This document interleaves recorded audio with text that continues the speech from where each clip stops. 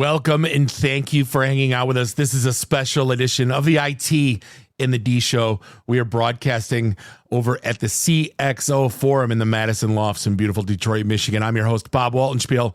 Co-host this week, Erik Wille. You might know him from the CXO Forum. You might know him as the CTO of Cabinetworks Group. You also might know him from the Great Security Debate podcast. You might know him as an all-around great guy, but Erik and I are going to be doing this six-part series here at the CXO Forum.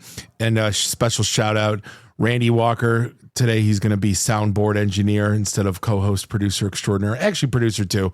But yeah, you can find us online, itinthed.com. Do us a favor, give us a like on the socials, subscribe to us everywhere fine podcasts are sold. Without further ado, this will be a 6-part series. We hope you enjoy it and see you soon.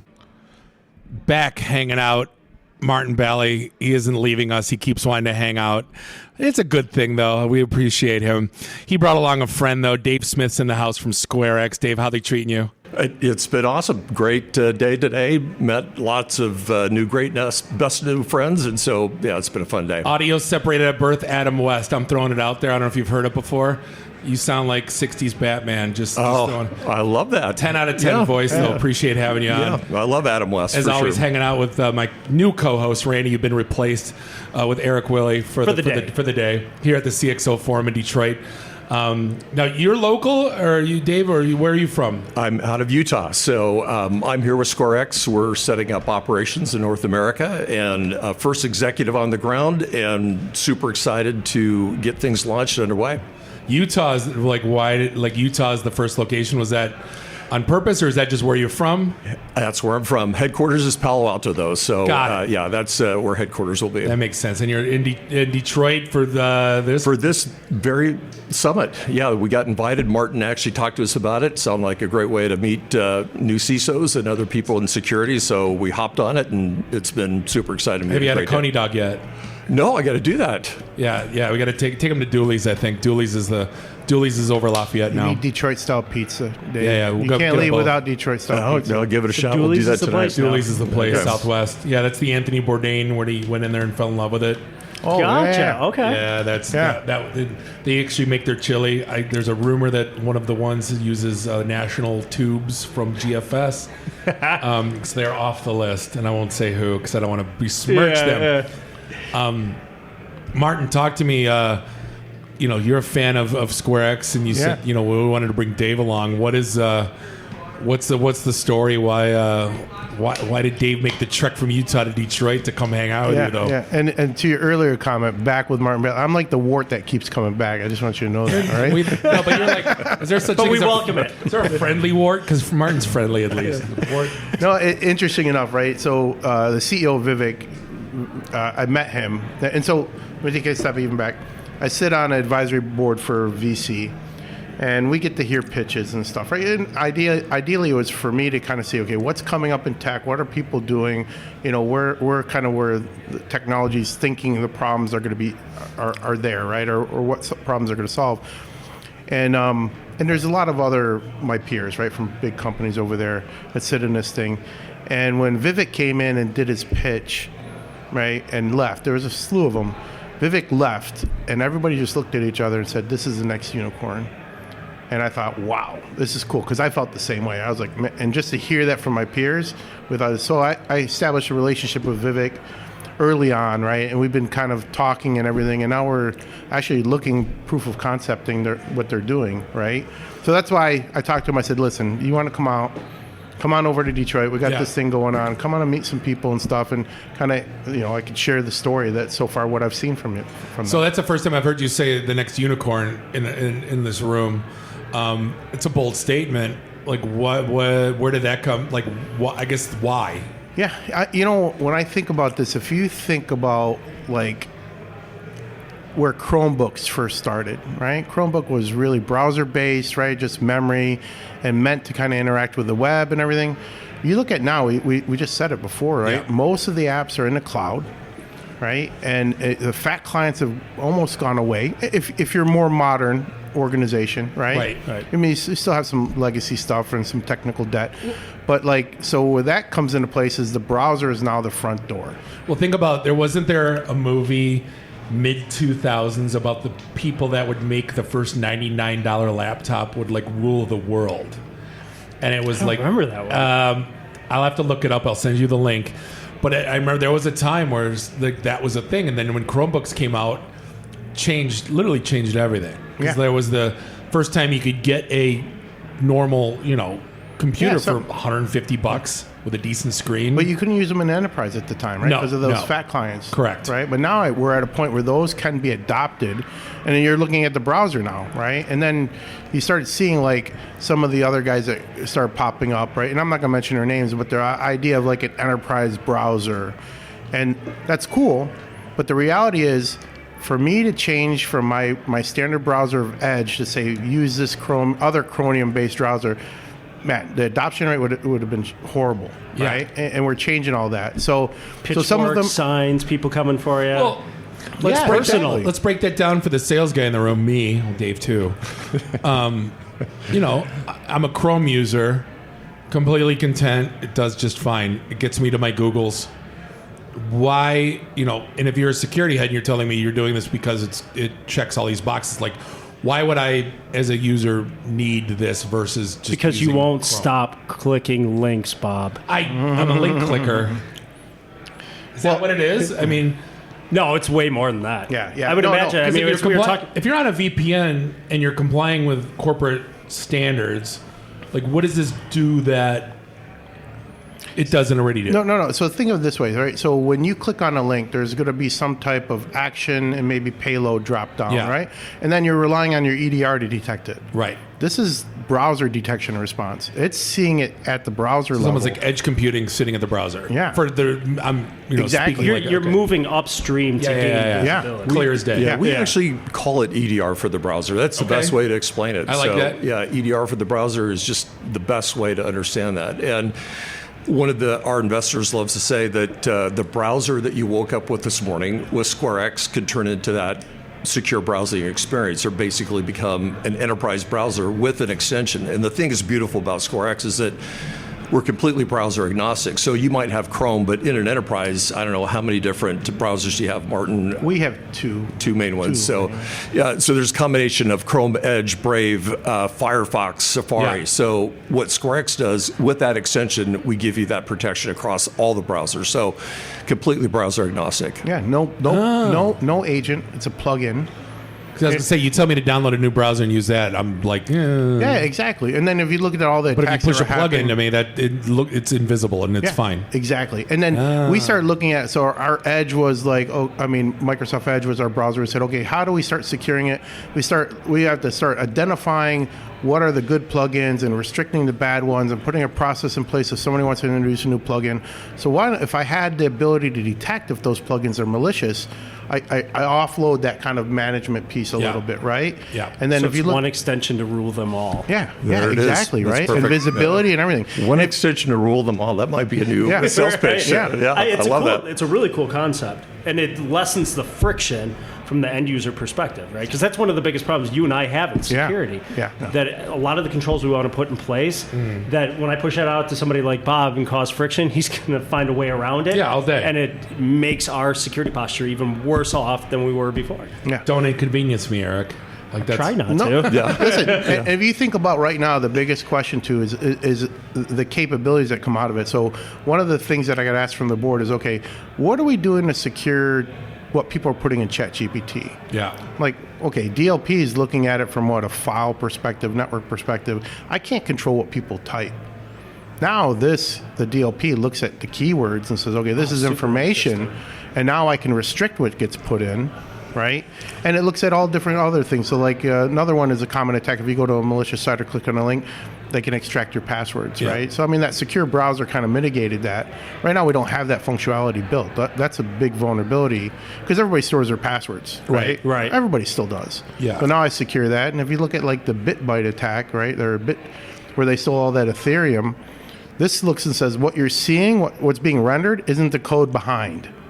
And that's how they got those guys to do that key exchange and steal from that crypto place, right? They're rendering a different page than what was behind the scenes. Yeah, the Coinbase attack, I think, yeah. It wasn't Coinbase, it was the other one, the other exchange, but they stole, I don't know how much, $1 billion worth of Ethereum. Jeez. So, like, the possibilities are endless, down. right? Because all the attacks are moving there. Yeah. Right? We've secured kind of the end piece compute, with EDR and all this other stuff.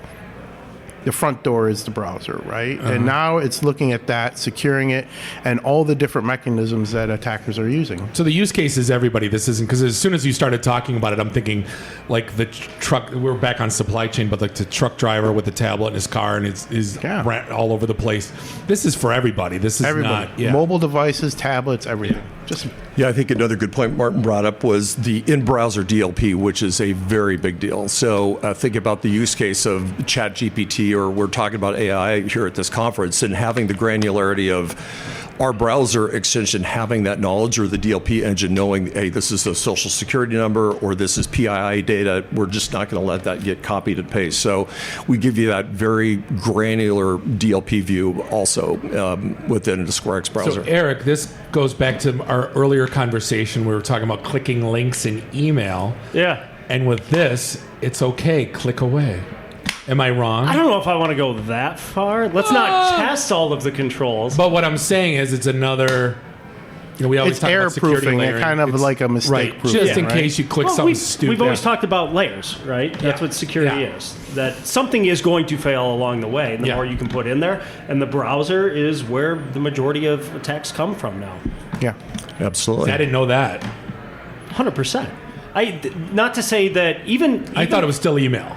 So, but it's coming where you click it. Once you click that link, what's it opening up in the browser? Yeah. Even what we're seeing a lot, and you're probably seeing the it's same opening thing. up Facebook and then asking for you to enter your password, and then people are like, oh, okay. Even within the attachments, a lot of the times we've seen, hey, here's a QR code. Where's that go? A browser. Yeah. Or like these pages, like you click on a link and it takes you to a page. It looks like whatever your banking page or whatever. Yeah. It's now telling you, guess what? Whatever's being rendered isn't the legitimate site that it's supposed to be. Did you hear about the parking lots? And there's a QR code to pay, and people are putting stickers over them. Yeah, the fake ones over them. Yeah. Oh, yeah. That's a new one. Not saying that it's ingenious. Right, because where does it, unless you can get the FBI to trace where it's going. So if you're smart enough to not put it to your... And those guys that are doing our meals, they probably don't even know. They're just getting paid to put a sticker over that stuff, right? Yeah. You know? Because I'm not sending it to my Venmo, like... Right. Just saying. Interesting. That is super cool. So are you doing this only on enterprise assets, or are you allowing the people to start bringing their own now? And this is a way to secure it. Yeah, so this would allow us to push it to the unmanaged devices too, right? And third parties. Think about it this way. When you looked at enterprise browser the first time when it first came out, and Gartner came out with it, the first kind of opportunity was your third parties, because you don't know what browser they're using. You can force them to use a browser to do business. Right. Or, and you definitely can't install an agent. So it was a browser approach, right? Now the plugin approach is, this is even easier, right? I don't care what you got on your mobile device or on your tablet. I can now control that door that you're using to access all these other apps and secure it. That's super cool. So you're seeing the unicorn too. I've seen the horns. Yeah, I love it. Yeah, it's pretty cool. I mean, the possibilities are endless, and the way they're approaching it is pretty cool. So, like I said, we're proof of concepting, right, the stuff with these guys. So the nice thing is, because it's early on, they have a product. The cool thing about Vivek, he taught a lot of the hacking classes and stuff. So when they were talking to, I'm not going to name the EDR product, when the guys that are senior engineers got on the call because they wanted to see about integration with us, they're like, oh my God, I learned how to hack from you. I mean, this guy is very technical. He's uber smart. He knows all that stuff. Yeah, his company was Pen Tester Academy, so he's been in offensive security for 20 years. And in fact, a lot of our pipeline, a lot of them have been students of Vivek. And so he's taught millions of people around the world about offensive security. So kind of way ahead of the curve. And his thesis with his team was the browser will become the new endpoint. And that is so true. It is absolutely the new endpoint. The browser in itself is like an application. It's much more complicated. So the things that you can do, the attackers also know that. And so they become more sophisticated. Fortunately, we have a solution that can help solve that. Erik, is there any reason I don't mean this isn't a softball. I'm being legitimate when I'm asking. Is there a reason why you would not do this or have this in your environment? I mean, the only thing that would be limited, and Martin kind of got into this early on, it's depending on the maturity of the organization, right? If you are way behind the curveball and you are all on-premise thick clients, it probably wouldn't make a lot of sense. No one is. Everyone's got everyone. But see, like I'm looking like I'm allowed on my phone. I can access my stuff pretty much anywhere. Right. I don't like, but For I modern also, organizations, but I have to go through an completely makes sense. 8-digit Microsoft 2-factor, all the things, 13 times, Right. 6-digit code, authenticator, right? Like, is that the use case? Is I'm getting rid of that? I don't think you're probably not getting rid of it. Not because two-factor, but I'm you're talking- still challenging the identity. Yeah. But this is securing that I have an identity and I'm trying to get to something.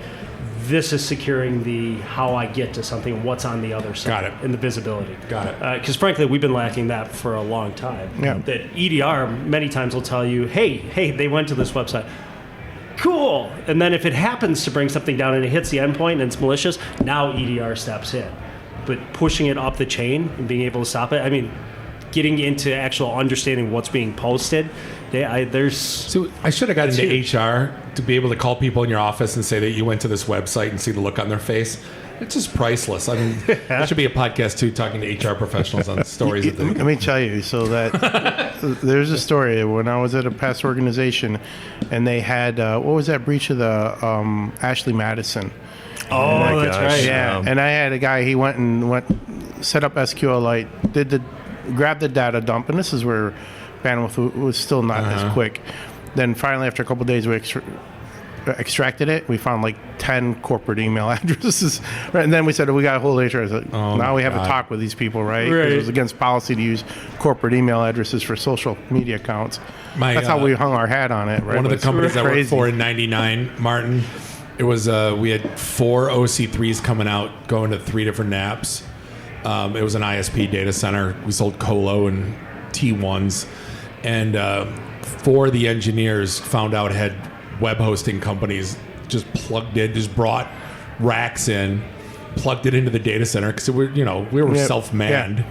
Yeah, and yeah. just had like literally different separate web hosting companies. They were just riding free bandwidth. It was like And back in the day, we would have just hacked the university. They had all the bandwidth. they had all of Right. it. All of it. Hosted something over there. Yeah. The free zone environment they throw up.